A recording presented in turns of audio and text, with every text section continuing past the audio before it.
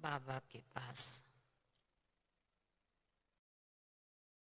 वतन में भोग लेकर के पहुंची। आज जैसे ही वतन में पहुंची तो विशेष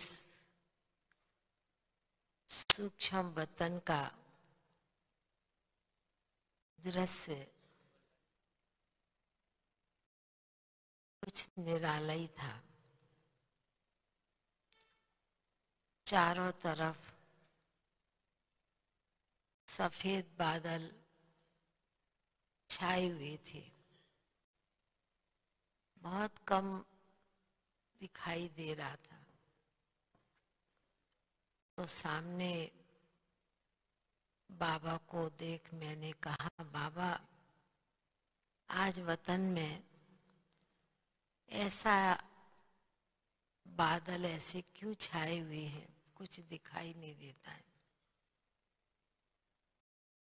बाबा मुस्कुराने लगे। बाबा ने कहा कि बच्ची, ये जो बच्चे आए हैं ना, ये विशेष ठंडे स्थान के आए हैं और ठंडी के बादल, जब बादल बहुत होते हैं तो ठंडक भी होती है, और एक बादल होते हैं जो बहुत बरसते हैं समय सीजन के अनुसार। तो बाबा ने कहा कि विशेष पंजाब के भाई बहने आए हैं, तो बाबा देख रहा है कि जिस प्रकार समय मौसम सीजन होता है, उससे भी हम ब्राह्मण बच्चों को प्रकृति के खेल को, प्रकृति के सीजन को, बाबा ने कहा कि जिस प्रकार सफेद सफेद वाइट बादल है, कुछ दिखाई नहीं पड़ता, तो बाबा ने कहा कि इसलिए बाबा बच्चों को सभी को इमर्ज करते सूक्ष्म वतन का दृश्य बाबा ने इमर्ज किया है। बाबा ने कहा कि बच्ची, सूक्ष्म वतन का तो दृश्य है ही बादलों जैसा,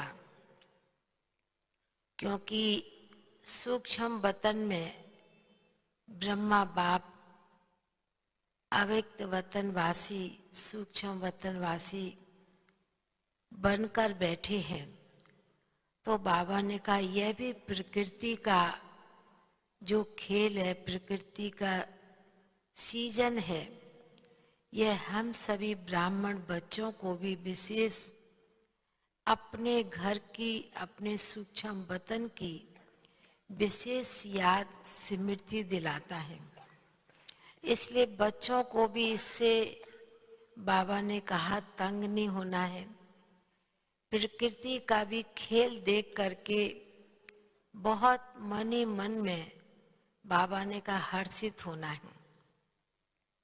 बाबा ने पहले ऐसे दृश्य दिखाने के साथ समझाया और सुनाया।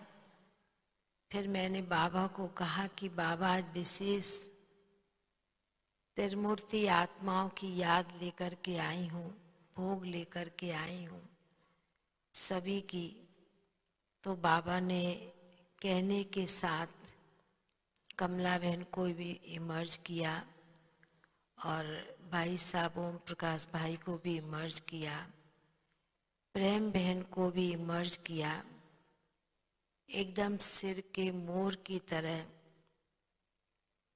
जैसे मुकुट होता है और कृष्ण के सिर पर मोर दिखाते हैं, तो उसी प्रकार बाबा ने त्रिमूर्ति आत्माओं को एक मोर के रूप में, एक ताज के रूप में इमर्ज किया।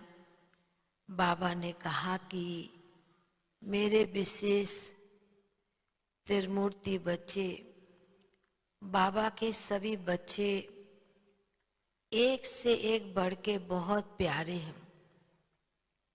और एक से एक बढ़ के बच्चों ने इस संगम युग पर अपना बहुत श्रेष्ठ भाग्य बनाया है।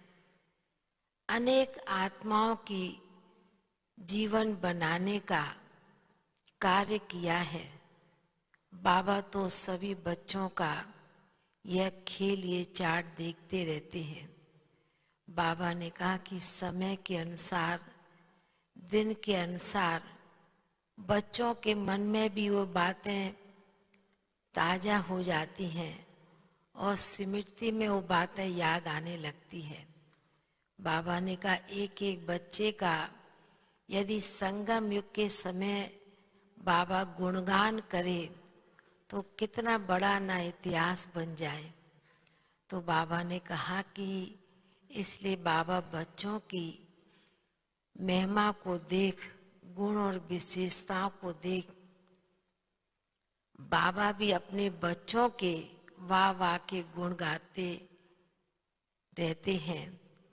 ऐसे कहते बाबा ने विशेष त्रिमूर्ति आत्माओं को, और भी कई आत्माओं का विशेष भोग था, बाबा ने बड़े प्यार से इमर्ज किया और विशेष त्रिमूर्ति है कमला बहन, ओम प्रकाश भाई, प्रेम दीदी, तीनों को बहुत प्यार से इमर्ज करते हुए मधुबन का भोग स्वीकार कराया। बाबा ने कहा बाबा के घर का और बाप के हाथ का भोग खाकर आत्मा भी तृप्त हो जाती है, भरपूर हो जाती है। बाबा ने कहा यह भी बच्चों का विशेष श्रेष्ठ संकल्प होता है। फिर बाबा ने बड़े प्यार से भोग स्वीकार कराते हुए और फिर तो बाबा ने विशेष आए हुए पंजाब के भाई बहनों को विशेष बहुत बहुत स्नेह भरी याद प्यार दी। बाबा ने कहा एडवांस बच्चे नए साल के लिए बाबा के घर में पहुंचे हैं, तो बाबा ने कहा कि जो बच्चे पहली बार बाबा के घर में आए हैं तो वो तो बाबा के साथ नए साल का मंगल मिलन मनाएंगे। पुराने बच्चों ने तो कई बार मिलाया है। बाबा ने कहा बाबा के घर में मंगल मिलन मनाना अर्थात बाबा ने कहा यही आप बच्चों का मर्जीवा जीवन है। ऐसे कहते हुए बाबा ने सभी ब्राह्मण बच्चों को, भाई बहनों को बहुत बहुत स्नेह भरी याद प्यार दी। याद प्यार लेते हुए नीचे पहुंचे। ओम शांति।